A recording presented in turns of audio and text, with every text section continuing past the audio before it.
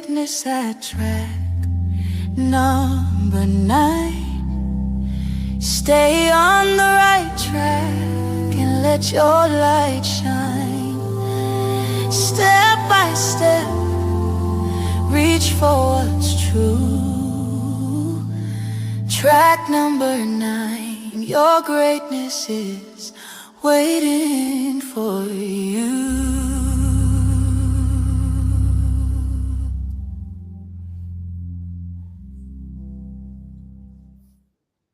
Good morning, good morning, good morning. Welcome to track number 9.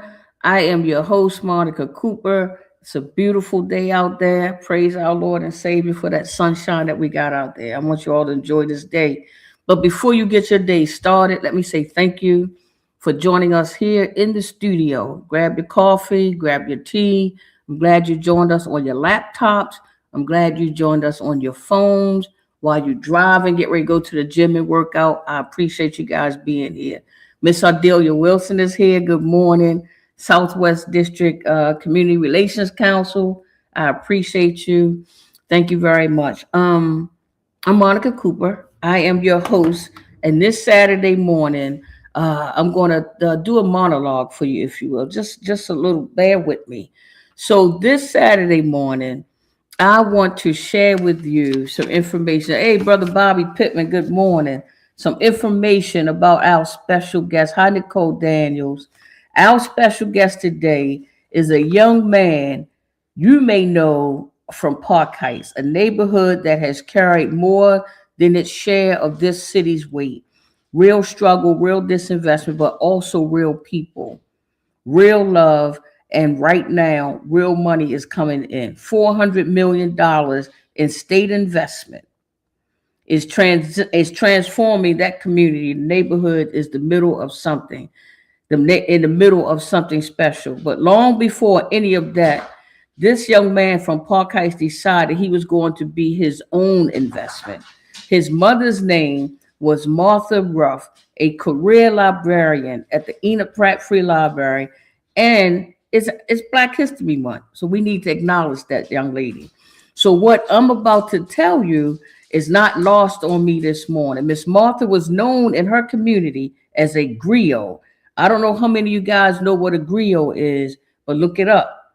A keeper and teller of Black stories. She didn't just check out books. She carried history home. She carried possibility home into a neighborhood the world kept underestimating. And then the Park Heights Library closed. 30 years without a branch, a generation of children without a library to walk to. But Miss Martha's son never forgot what she gave him.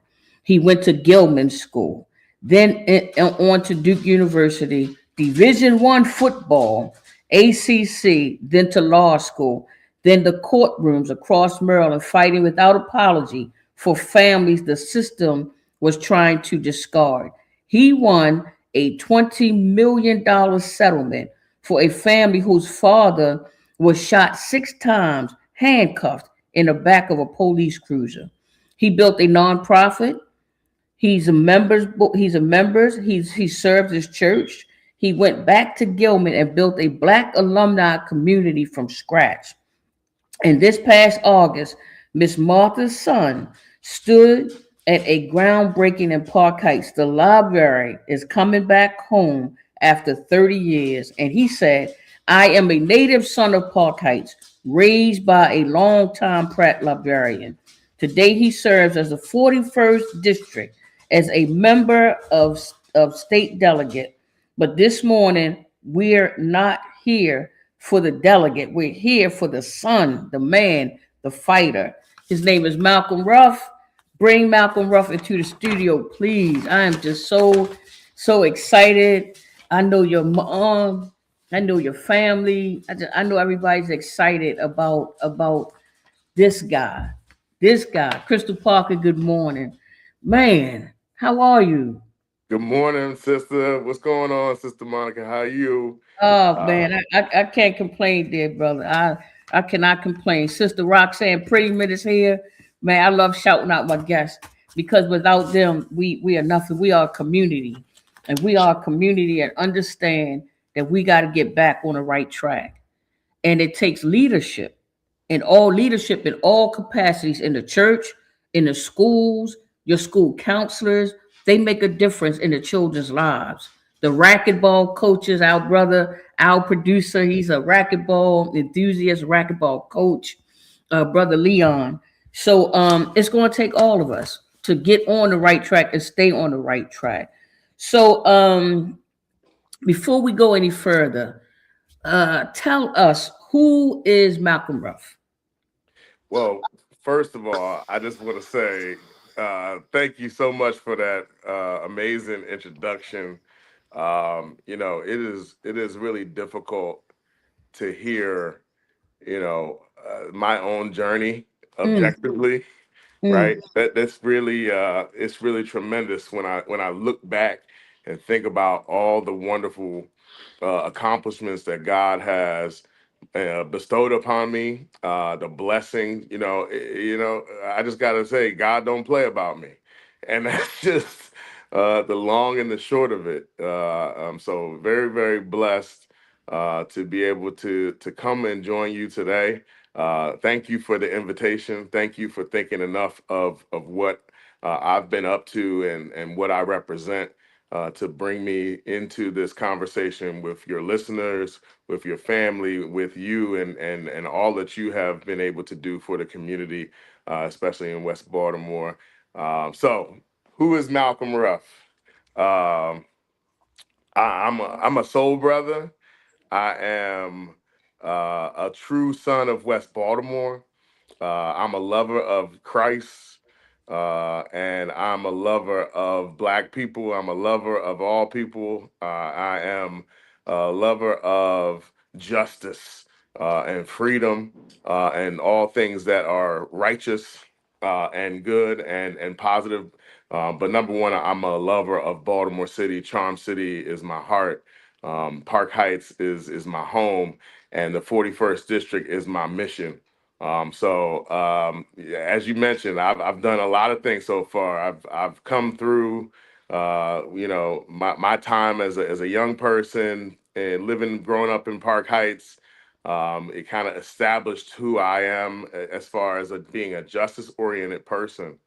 My upbringing, you talked about me going to Gilman School, and my mother. My mother, by the way, is still alive. I just want everybody to know she is still with us. She is an awesome grandmother to my four amazing children, and that me and my wife are raising.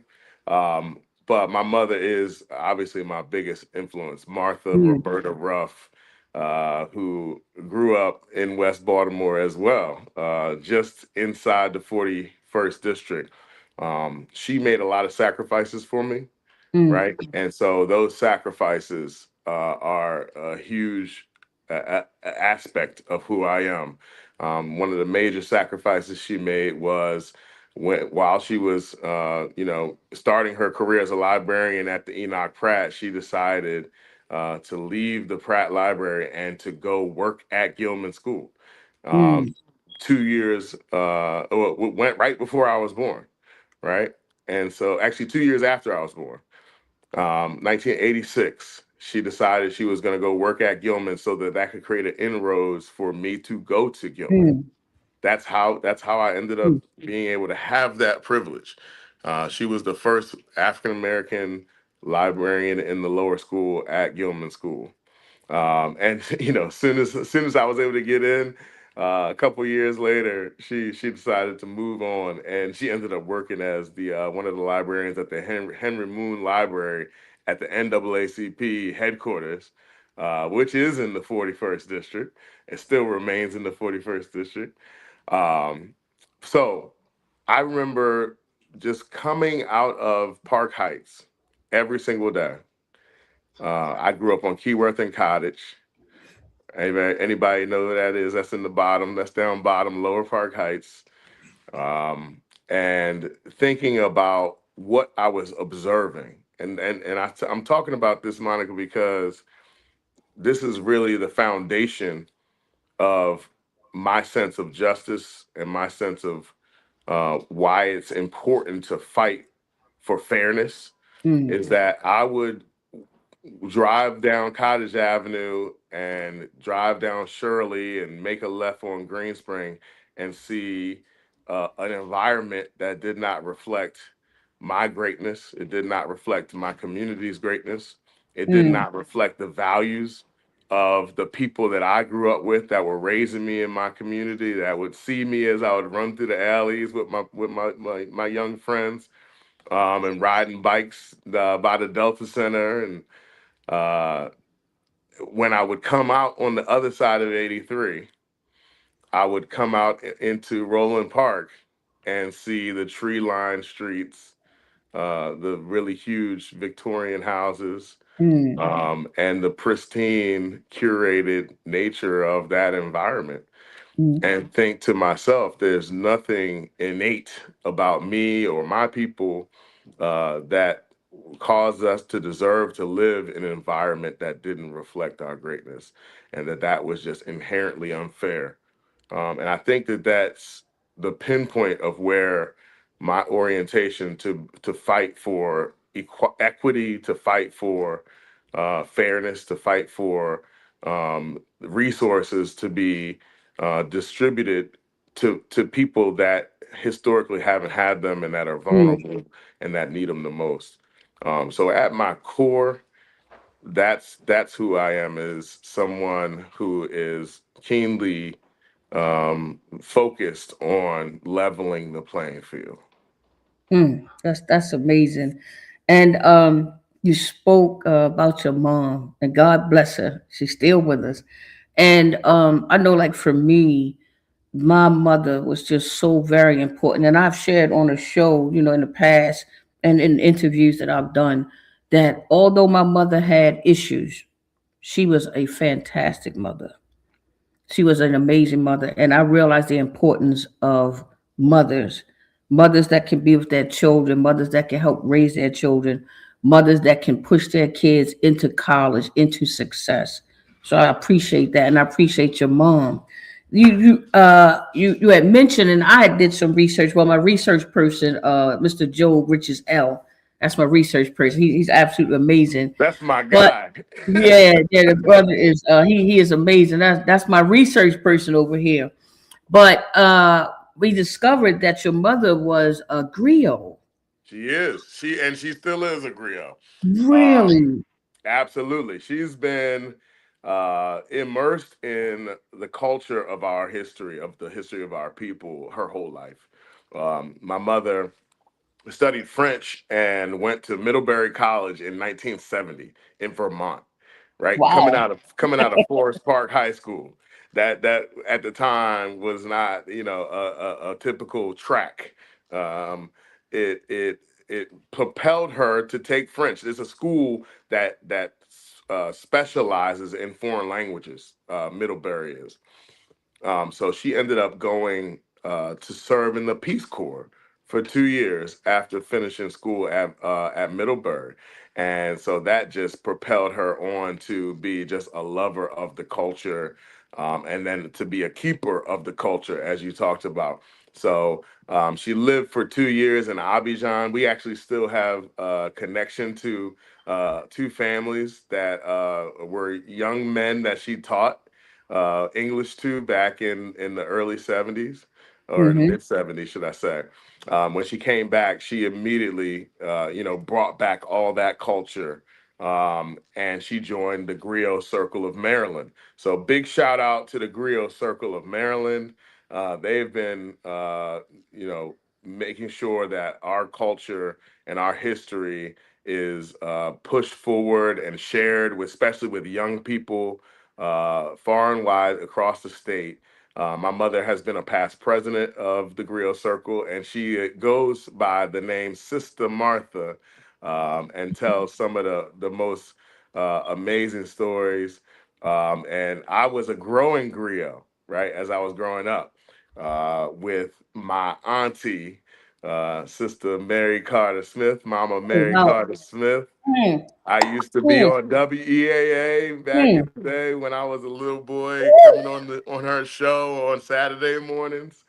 So it's ingrained in me how important, the fabric of our culture is, right? And that is such a tapestry, a diverse tapestry of experiences, both negative, but also very positive, very uplifting. A story, our collective story, is of being overcomers, and that we cannot let that history languish.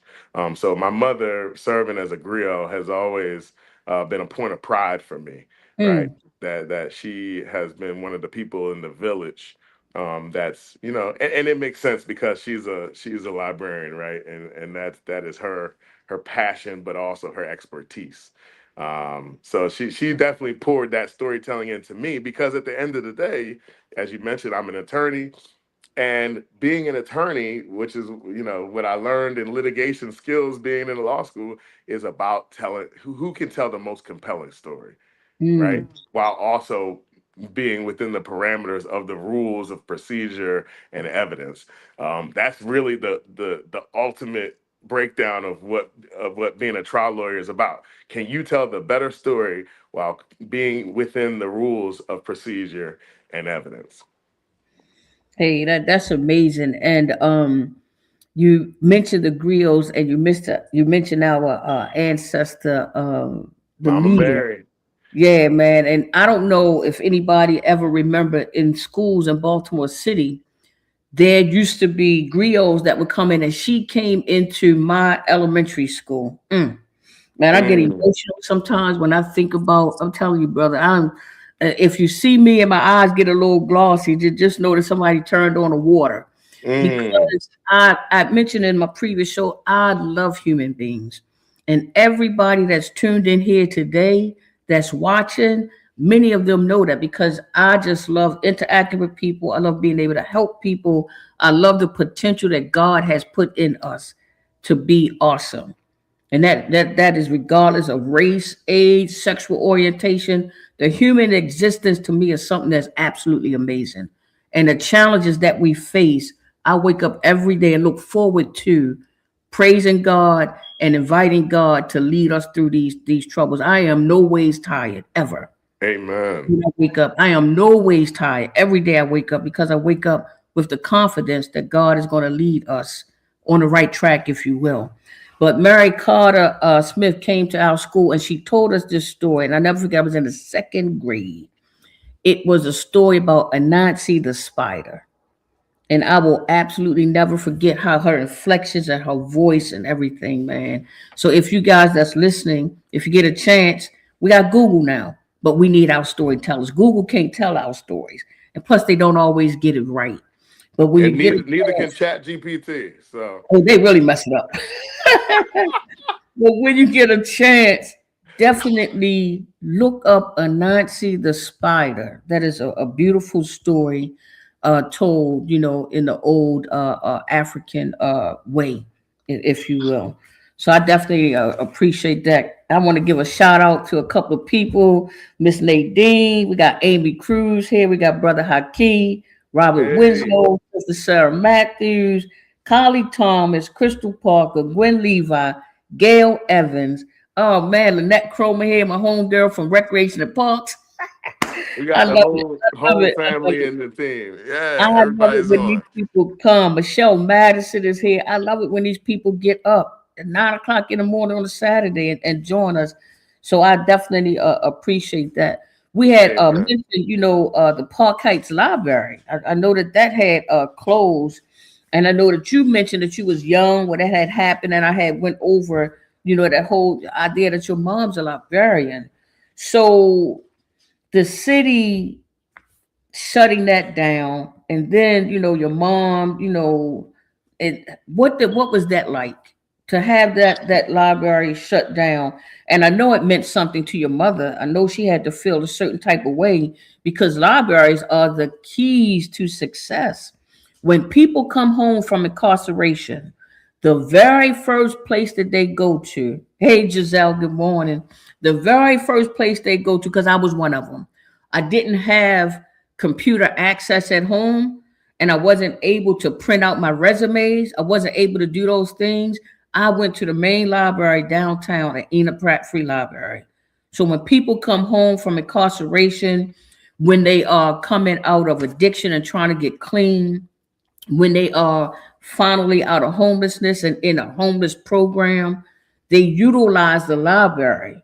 And I think that it's librarians are the almost the next thing to God. I tell you, man, when I had gone into that library and when I was feeling like, God, please help me get my life back on track, I was scared. I didn't know if I was going to have to end up. Good morning, Sister Linda. I didn't know if I was going to have to end up out there in the streets selling drugs again, trying to feed myself, trying to pay rent. So I just prayed and I went to that library first thing in the morning, and those people always greeted me with a smile. They were always kind to me and anything that I needed. I say, man, I don't know what it is about librarians, but God made them different. I have never met a librarian that was mean, that had a frown on their face. They always greeted me with a smile.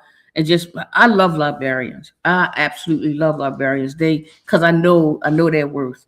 There are hardly any human beings born that can match the spirit of a librarian. So I really wanted to say that. Absolutely. You know, libraries are empowering, right? Mm, It's essentially an empowerment center, right? Knowledge is power. We all know that. And who's it? Marcus Garvey said, "People without knowledge of their history and culture are like a tree without roots," right? So if you don't have roots, you're bound to fall for anything. So we know that in order to give folks the best chance that they possibly can at being successful, you have to empower them. You have to give them the ability to be independent thinkers. You have to give them the ability to understand the obstacles that they are facing mm, and have the connectivity to be able to get them in a position where they can achieve their passion and find their purpose, right? That's mm, exactly what you're talking about when you came out and went to the library. It's like a light, a moth to the flame, right? Because we're starved in our communities for knowledge in so many places. So the fact that the Park Heights Library was extracted from our neighborhood, it was value mm, that was sucked away, and for so long there was no empowerment center for knowledge in Park Heights in my hood. So my mother definitely definitely discouraged by the fact that that library went away. But look at us now. We're mm, gonna have a amazing facility.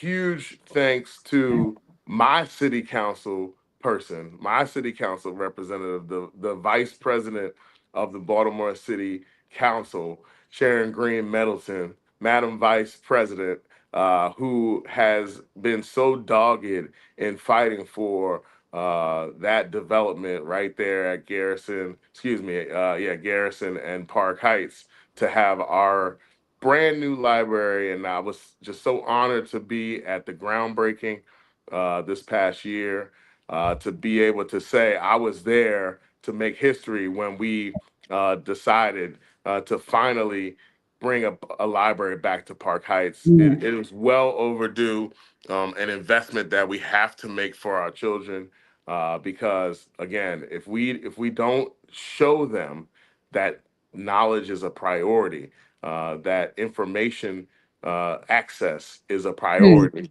then we are telling them, without telling them, that their future doesn't matter, and that them having the best chance at success does not matter. Um, I'm really proud of us. I'm glad I was able to be at the groundbreaking, and I know once 2 years from now or a year and a half from now, when it's finally fully built, we will have done a major service mm. for Park Heights in Northwest Baltimore. Amen. Amen. I definitely appreciate that. And I know you standing next to your mother at that groundbreaking. I know that had to be a super proud moment. So thank God for that. But I want to switch gears a little bit and talk about this farm that your family have owned for over 100 years. 100 years. And we talking about during the Depression, through Jim Crow, through every decade where black families across the country were being stripped of land, created out of deeds, pushed off of property they rightfully owned. The Ruff family held on. Who, I mean, like, tell us about that. Y'all refuse to let go, and you have this land, which I think is the most important thing that people can do is actually own land and property. And as we know, we are ending Black History Month, and one of the things that plague, the African American community is the fact that after slavery, they owned hundreds and thousands and millions of acres of land across the South and across the country. And now that number is down to maybe, I don't know, 1.2 million. And, people have to produce food. People, for your folks, imagine if we don't own any farms and somebody decided that if you live in a red state, you can get food. But if you live in a blue state, we cutting you off. We won't give you any food. Then where would we get our food from? When we think about survival of communities and you don't control your food, so that means that whatever people put in your food, that's just what you are subject to eat. You don't control your food. So if somebody from a farm decided we're not sending these markets any food in no more food is coming to West Baltimore, what would we do? Right. So it's important when we see these urban agricultural spaces where people are growing their food, because people are starting to realize that food insecurity, and that's for poor people all across the country. That's for poor people, period, when they don't have the access to food. So it gets to be important. So owning a farm, that is huge. And not only that, but owning that farm for 100 years, if we think about what was going on 100 years ago, we talked about 1926. Well, That was our before farm, civil rights. That was before, I mean, a whole bunch of stuff. 1926, it was still a little rough for black folks. yeah. I mean, I think our farm we obtained that farm in the late 1800s. Wow. So it's been well over 100 years now. Mm, The Joshua Hall is my great great great grandfather, who acquired that farm, but it has come down through my mother's side of the family. So that's the Ruffs and the Govers of Harford County.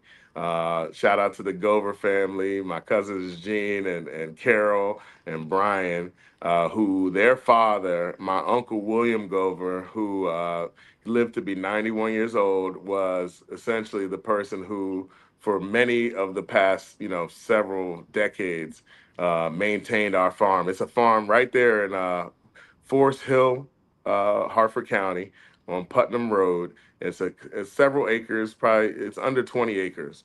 But what it represented for my family was, uh, a place where we could all gather anytime we wanted. So we would have our family reunions there. We would do, the 4th of July every single year. At some point in the summertime, we were going to go and be out on the farm. And, it's a whole different ball game for a young child, when you have access to opportunities that don't exist in the city, right? There's so many of my friends that I grew up with on Keyworth and in Park Heights that only knew their 4 block radius of where they live, right? hmm So I was able to with my family have the privilege of to going out to the farm and running all around, and as sometimes jumping on the tractor and running through the fields and running down to the creek. Those are experiences that kids should have, right? Being exposed to nature and being free and just being able to run and play and enjoy, the bounty of the land. I think the more important thing that you were talking about is this idea of land ownership that is the generation of wealth. Mm, Right, that is the way generational wealth is created.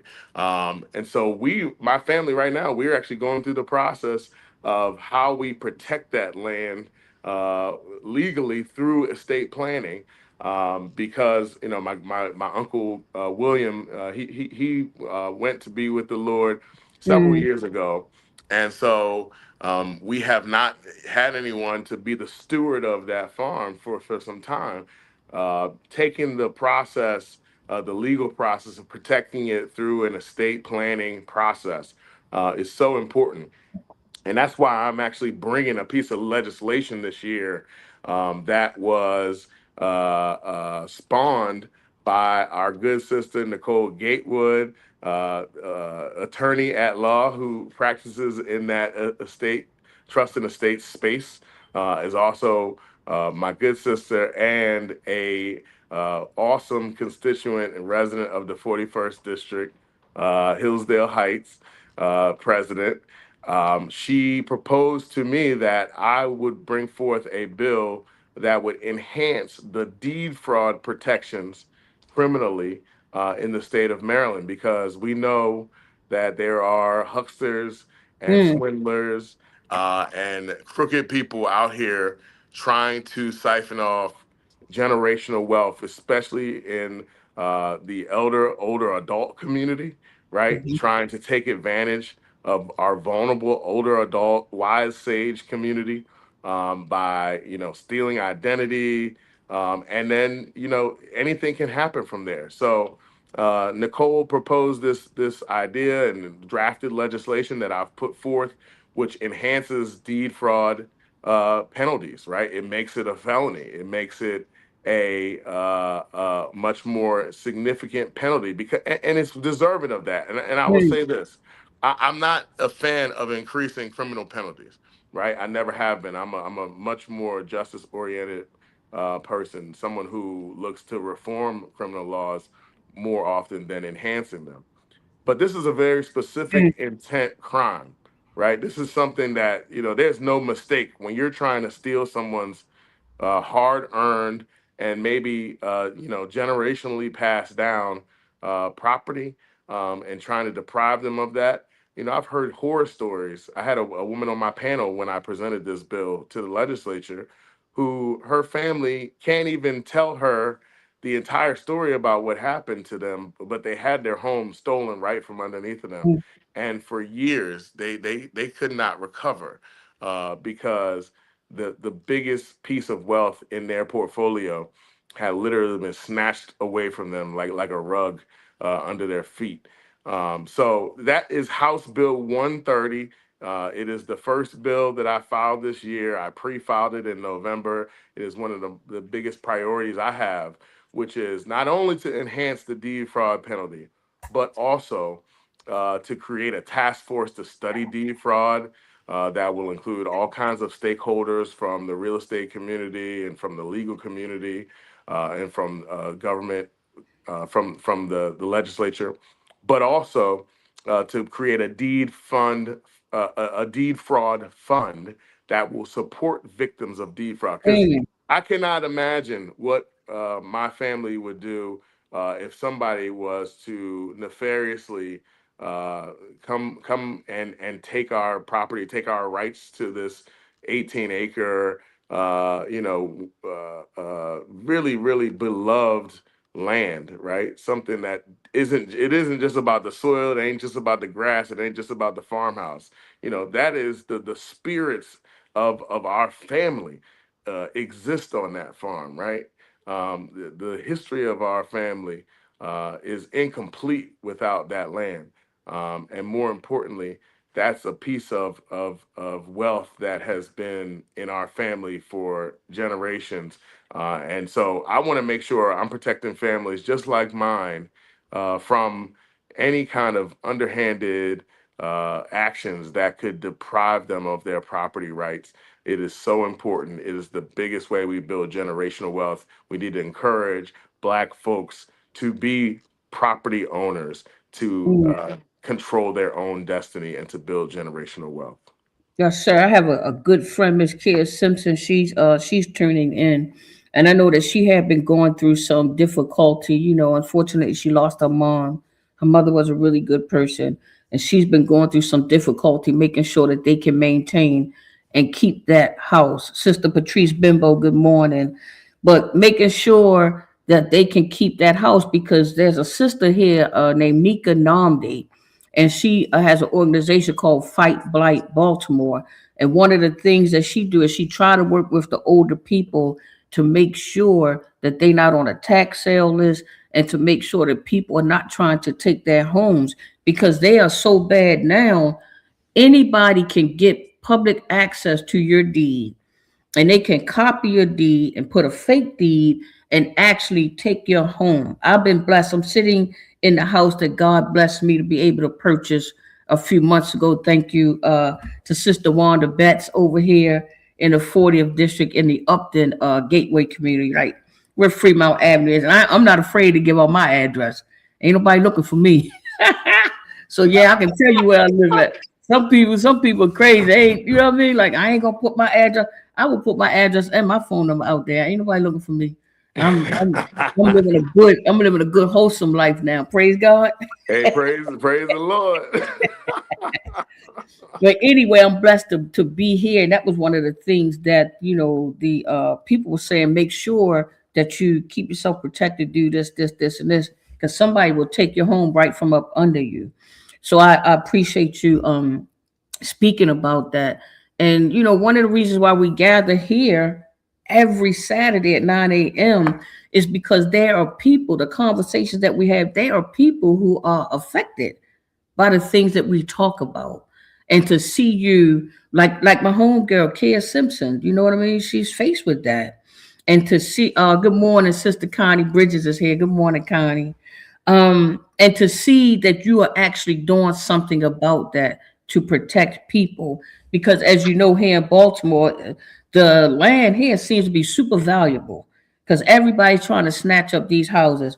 For the listening audience, they have, I'm gonna drop some information on you. They have an investment group called Vanguard. They have another investment group called BlackRock, and they have several investment groups. And these investment groups have purchased hundreds and hundreds of thousands of houses throughout the country, the United States and in Canada. They want to turn the United States into a nation of renters. I imagine their portfolio, investing in the stock is one thing, but when you have 1 million houses, that is 1 million houses that's going to give you money at least once a month. And when you add up that money, these people might be making $100 million a month just off of renting. So they don't want to see homeowners. They want to buy up all the property. And that's what Baltimore is, just the latest metropolitan area to be, the victim of rich people wanting to buy up all the property and skyrocket those rent rates and things like that. So I appreciate you, Delegate Ruff, for working on those issues because it's really important that we maintain our areas, like where you grew up at Keyworth, where I grew up at in Sandtown, all in South Baltimore, all in Southwest Baltimore. You have African-American communities that want to remain there. They want to stay there. So it is important to be able to stay and live and work and play where you grew up at. Generations, 50, 60, 100 years since we've been here. Some people have lived in those same communities.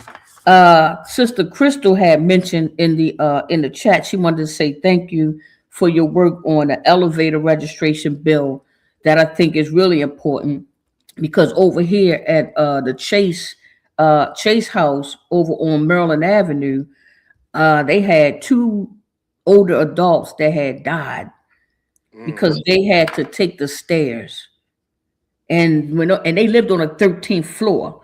So when these people had these apartment buildings, I went through that myself. I used to live at 306 West Franklin Street. And those people had and I had, at the time, I had a broken collarbone. And I had to go up 7 flights of steps for about 4 months with my dogs, with my groceries for 4 months. These people did not fix that elevator. We have loved ones, aunties, and uncles that live in these spaces. And last week, Sister Sarah Matthews was talking about the senior buildings and how it's important to have those elevator fixed. You need an emergency plan. Suppose a fire breakout. How are you going to get those people out of that building? So those issues, they impact, what we discuss, it impacts all of us because we got mothers, uncles, brothers that live in these spaces. So she wanted to make sure that she thank you for that and your work on the legislative level. I'm wondering, Absolutely. yeah, because we the conversations get so good here, we have run out of time. With this is a show that we could probably go for at least 2 hours. Because my I mother, get it.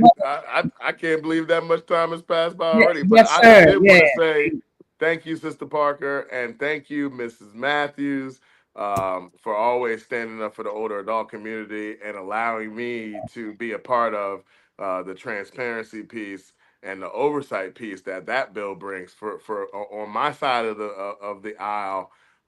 That is House Bill 553 for folks to be able to track it. On the Senate side, it's being championed by our good brother on the East side, Senator Corey McCray. It's Senate Bill 286. It is a public safety bill. It requires elevator inspection certificates to be provided on a searchable database in real time Hmm. so that our older adult community can call it out and say, hey, look, your certificate is not current. And then public officials can be held accountable for making sure that our senior facilities are abiding by the regulations that govern them. So actually, the Senate bill is moving towards a vote, and so is the House bill, was just voted on by the Government Labor and Elections Committee this past, actually just yesterday. So it should be moving through the legislative process towards a vote, towards passage this coming week. I'm really excited about it. It will probably be the first bill of mine this session that gets consideration by the full legislature. Thank you. And I want to give a shout out to my cousin LaFay Allen. She's joining us. I'm happy to see my family up early and joining us on track number 9. And we winding down, so I want to move through this, and I want to get to the accomplishments of you becoming a lawyer. You had mentioned your mother, and you had mentioned the sacrifice that she has made, and that's what I think about when I think about my cousin LaFay Allen and the sacrifice that she made to make sure that her children are successful. Because mothers are important. My cousin, phenomenal mother. My mother, phenomenal mom. Mothers are just so important. So again, shout out to your mom, to the griot for supporting you and pushing you to become a lawyer. So tell us about that. The University of Baltimore School of Law, and you were selected as one of 6 students in the entire country for the NAACP Kellogg's Law Fellowship. Tell us about that beginning to becoming a lawyer. Yeah, I mean, once again, it still ties back to my mother. Seventh grade, I was standing in front of the upper school at Gilman, the high school at Gilman, with my mother, and she was talking to one of my teachers and also my one of my coaches. I'll never forget. I was in seventh grade, and my coach was saying to her, "This young man is gonna go far in football, and he's gonna play in the NFL." And she said, "No, this boy is going to law school at Yale." I've told the people many a time, it's stuck. It really was imprinted in my brain that I could go to law school and I could be a lawyer, and so that was always the path from that point on. So I got the chance to go to the University of Baltimore Law School. I had some great professors that really shepherded me through the process. I walked into campus. I was never a knockout student, but I just always persevered and I always kept the goal, the end game in mind. So just did everything in my power. Always in the law library, long nights, really long the sacrifices of just being up and reading and studying and writing mm, all the time. It was a tough 3 years, and I suggest to all young people that might hear this, mm, that if you are looking to go to law school, that you got to be really committed, and mm, you got to want to be in the courtroom. I think if you're looking to be a litigator, and there's so many aspects of the law that warrant going to law school, but you got to really love it. So I had folks like Byron Warrenkin, who the moot courtroom at the University of mhm. Baltimore is named after him, and there's a law clinic that is actually run by his daughter. Heather Who's a Wilkin, yeah, tremendous woman. Heather yeah. Warrenkin is an amazing justice advocate, and she is a chip off the old block. Uh, he was just such an amazing practitioner, but also an amazing professor. He wrote the book on criminal procedure in the state of Maryland. Byron Warwick, and he was one of the people that helped me get into school. I took his classes because he made me, because he wanted to make sure he was vouching for the right person. And at the end of the day, he was the one that got me my first job in the law. I was able to become a law clerk for the Baltimore County State's Attorney's Office because Byron Warrenkin saw fit to create a path for me there. Folks like Professor Jose Anderson and Professor F. Michael Higginbotham as well were the Mm, mm, guys that really poured into me. Professor Anderson's litigation skills course was transformative for me. It really let me know that I was going to be in the courtroom. And he also was our coach for our mock trial team, which we made it to regionals in the Thurgood Marshall mock trial competition nationally. Law school really gave me the foundation that I needed to be a stand in the courtroom and be unafraid and courageous and take on cases that traditionally had not been favorably received by the courts, especially federally. But it has propelled me to be able to take on some of the hardest fights, like fighting for the family of Jordan McNair, who was killed playing football at the mm, University of Maryland at 19 years old, a very preventable death. mm, 100% should have been prevented.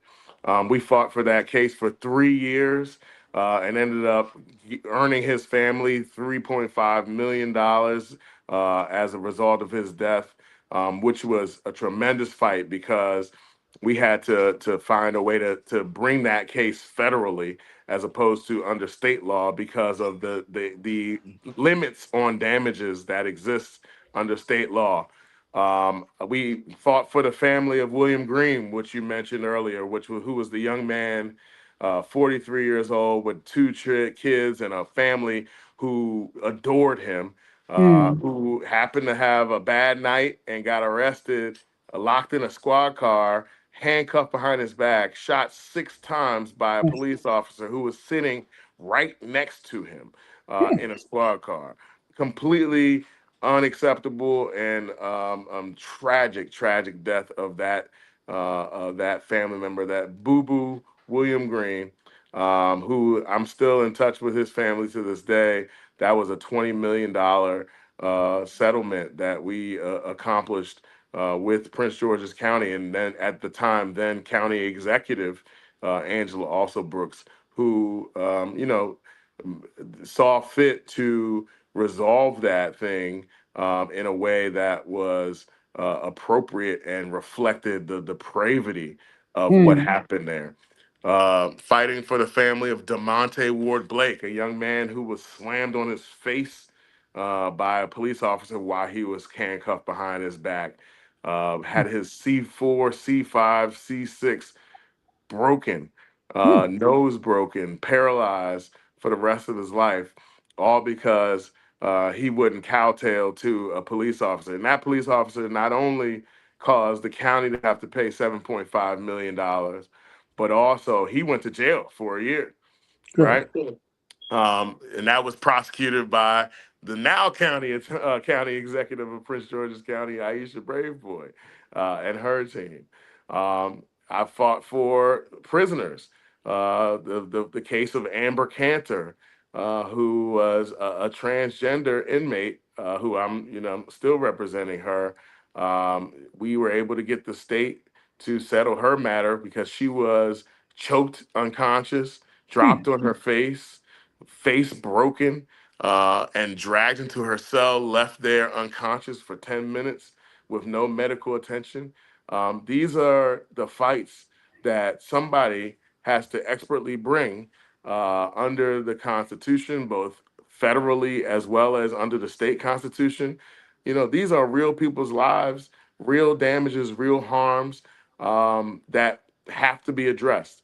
And it is not an easy fight to be in the courtroom and to have to navigate the rules of evidence, the rules of procedure, defendants and defense lawyers that are trying to, obviously counteract the case that you're bringing. But I think my skills and the expertise that I've developed over the years of being a trial lawyer really culminated this year and proved mighty when I brought my most recent trial, which was the case of April Hurley and Jonte Gilmore, which I took to trial this past November against April's landlord and property management company that was overseeing her apartment right on Edmondson Avenue, just outside of MLK. You guys might have heard about it, where April's landlord hired a guy to be a maintenance man who ultimately was a psycho killer, someone who had been recently released from prison. And I want to say he truly set back re-entering citizens for a long time, because this guy was involved with Out for Justice and he was testifying before the legislature. And by all intents and purposes, it seemed like he was somebody who was trying to change his life. He was looking for employment. But at the end of the day, he had a conviction for a first-degree sex offense that he had served 9 years on a 14-year sentence of. He had a first-degree assault conviction for which he had served some time as well. And unfortunately, her landlord did not do any kind of background checking, did not ensure that this gentleman was fit to be inside of her residence, and he pretty much scoped her out. He cased her apartment for 3 weeks, and then he ambushed her in the middle of the night at gunpoint, tortured her visitor, sexually assaulted her, slit her throat, cut her all over her body, tried to choke her to death. And then after he was done having his way, he poured gasoline all over the room and set the entire place on fire and left them for dead. And luckily, they both survived. But that pain, that trauma was, astronomical. And so we brought the case. The landlord said, how was I supposed to know? Why should I be held responsible? But that's the standard, right? When you're entrusted and you have the right to make a profit because people are relying on you to have a safe place to live, that you're going to do everything reasonably in your power to keep them safe. So we brought that lawsuit against them, and we tried the case for 7 days, 13 witnesses. And after my 90-minute closing argument, where 90 minutes. Woo! Good grief. 90 minutes. That's why you won. Good Lord. 90 minutes. 90-minute closing argument, I asked the jury to return a verdict of $22 million. they gave us everything but $500,000, $21.5 million, Oh, including congratulations. $10 million in punitive damages Mm, against that landlord and property management company, because it was so evident that they mm, were. The theme of my opening argument was they were asleep at the wheel. mm. And those are the kind of justice warriors we got to have, people that are Amen. willing to go to bat, and invest in a case, right? Because this case I've been developing for over a year and a half, 2 years. Yes, sir. Um, that's the dedication that it requires. We got to have people in our communities that we're training up to call it out, and to be able to expertly wield the law in the favor of those that need justice the most. And Yes, sir. that's what I'm proud to be able to do. I'm honored to be able to step into courtrooms, and I've been doing it for years on behalf of all kinds of people. It's almost 14 years I've been practicing law now, and 8 years now with my OG, the one and only Billy Murphy, who Mm. is my senior founding partner of our law firm.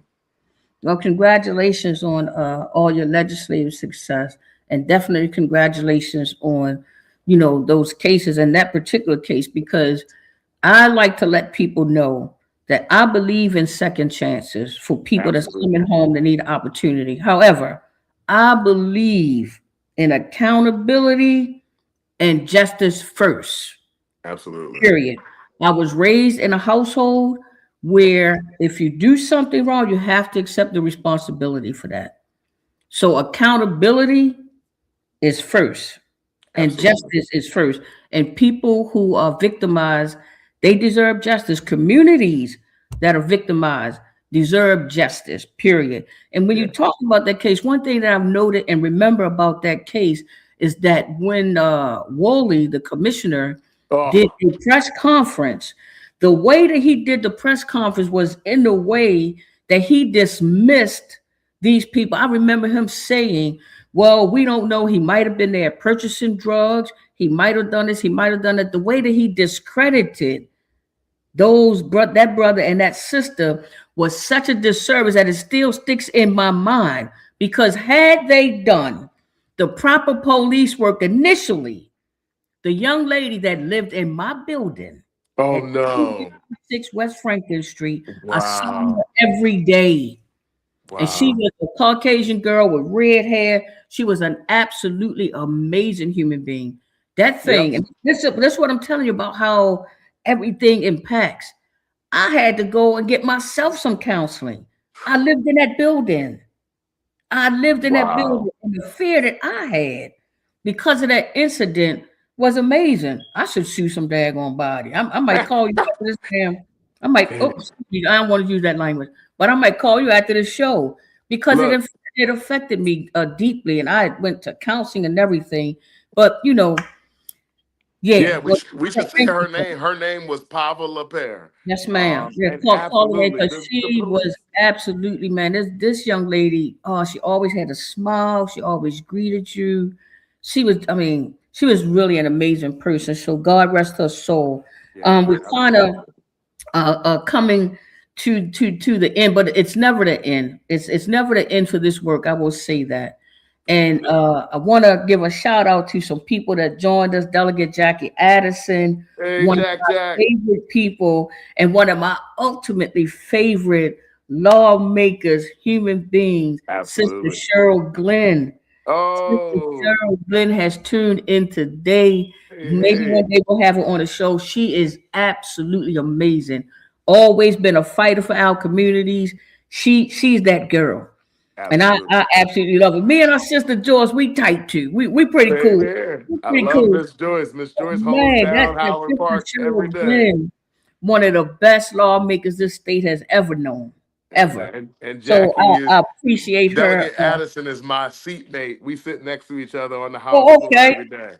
So Okay, we got the and national we serving as she's the first vice chair of our city delegation. I'm serving as the second vice chair. fantastic. We have the National Court Watch folks here, Carmen Johnson, Dr. Carmen Johnson from Hey, PG County, Sister Leah Green. She's with Maryland Cure. She's here.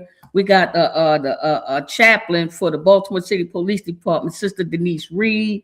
She's here today. So I really want to just thank everybody for tuning in. And of course, we just never have enough time when God is in the space. When God is in the space, we could just go on and on and on, because that's the goodness that God brings. So yep, we could probably sit here for 2 more hours. And as I mentioned, my mother said that I never saw a microphone that I didn't like. So of course I can talk. But this has been an amazing show with you, Sister Ardelia, from out of your district. She's been tuned in, and I'm just really happy that you were able. I know you're busy. I'm happy that you were able to come on here, and I'm happy that people were able to hear about you, about your beautiful mother, about your history. We didn't get a chance to get into your football play at Duke University. We didn't get a chance to talk about how amazing you were. And yes, you would have definitely had an NFL career.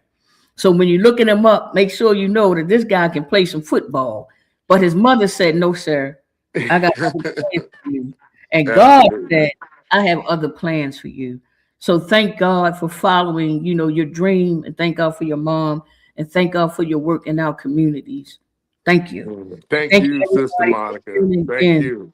Yes, sir. Yes, sir. It's been an amazing show. I love you, dear brother. And love you too. Sister Etta Myers is here too. Oh, last thing I want to say is Sister Carly said that she always wanted to be a lawyer. So you probably sparked something in her, because it's never too late.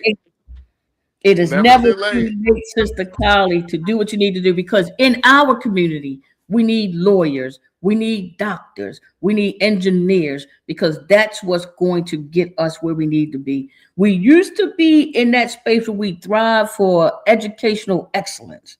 So we got to get back to that and get our children out of the habit of saying, why I need math, or why I need to learn how to read. We got to stop letting social media and these outside things dumb our children down and make them think that education is no longer the key.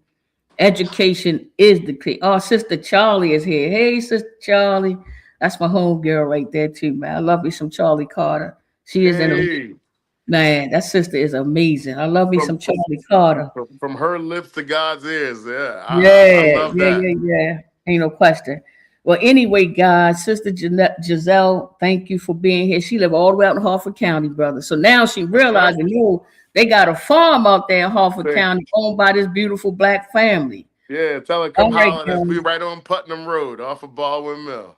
Yeah, and I gotta come and join you out there. Maybe we can plan a trip. Maybe track number 9 can plan a trip out to the farm, take our shoes off and get grounded and get close to the earth. I appreciate you. I love you, dear brother. Have a good day. And of course, the listening audience, y'all know I love y'all. If any of y'all owe me any money, you better pay me. I still love you though. Women's pre-release. Yes, we need that women's pre-release center. Thank you. Everybody be blessed. And we will see you, inshallah, God willing, we'll see you next week on track number 9. Thank you so much. We inspire greatness at track number 9. Stay on the right track and let your light shine. Step by step, reach for what's true. Track number 9, your greatness is waiting for you.